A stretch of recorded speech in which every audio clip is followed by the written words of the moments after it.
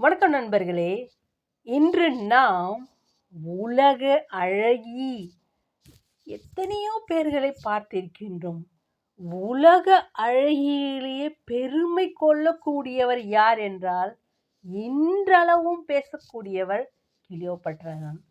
Cleopatra என்றாலே நாம் நினைத்திருப்போம் கருப்பு நிறம், கருப்பு அழகி.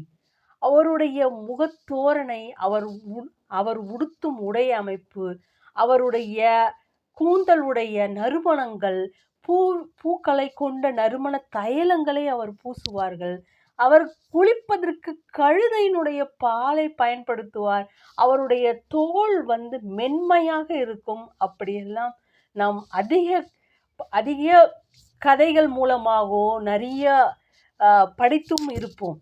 ஆனால் நான் படித்த பொழுது கிளியோபட்ரா அழகு மட்டுமல்ல, அறிவும் தைரியமும் சார்ந்த பெண் ஆவாள்.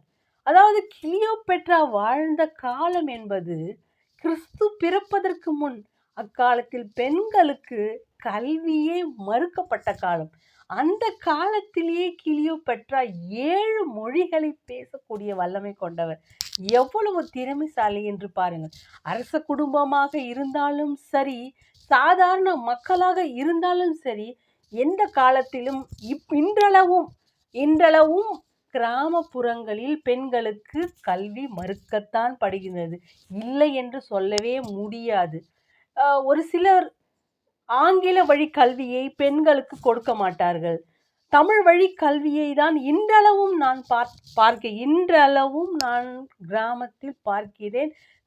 சில பெண் குழந்தைகளுக்கு தமிழ் வழி கல்வி என்பது நான் தவறு என்று சொல்லவில்லை.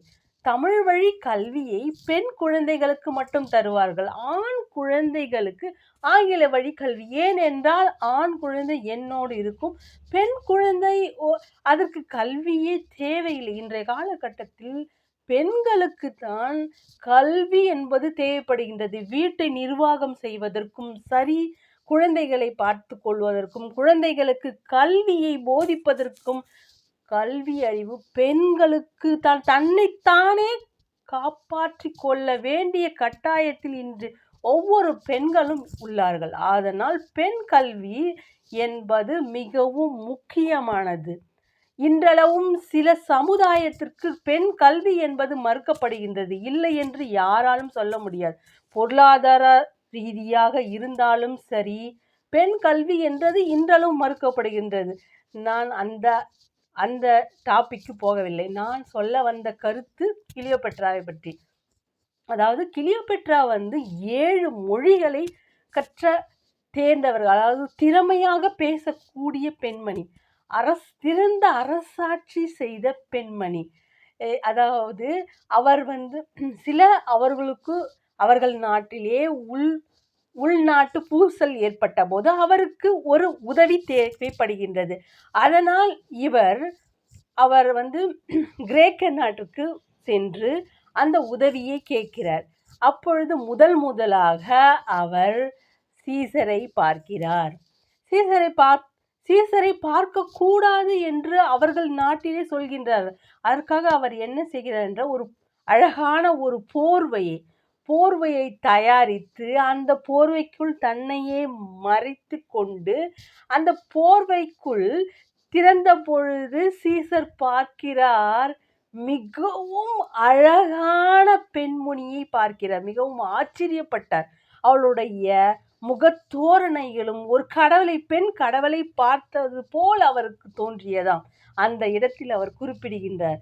அதாவது அவள் அணிந்திருந்த உடை அவ்வளவு நேர்த்தியாக இருந்தது என்று அந்த வரியில் குறிப்பிடுகின்றார். அவள் பேச பேச பேச அவளுடைய அறிவும் அவளுடைய பணிவும் அவரை கவர்ந்தது. இருவருக்குமே காதல் மறந்தது. நாம் அடுத்ததாக பார்க்க போவது ஆண்டனி. அதாவது சிறிது காலத்துக்கு அதாவது இவர் இறந்த பிறகு ஆண்டனியை அவள் பார்த்து திருமணம் செய்து கொள்கின்றார். அதை நாம் அடுத்த பதிவில் பார்க்கலாம். நன்றி, வணக்கம் நண்பர்கள்.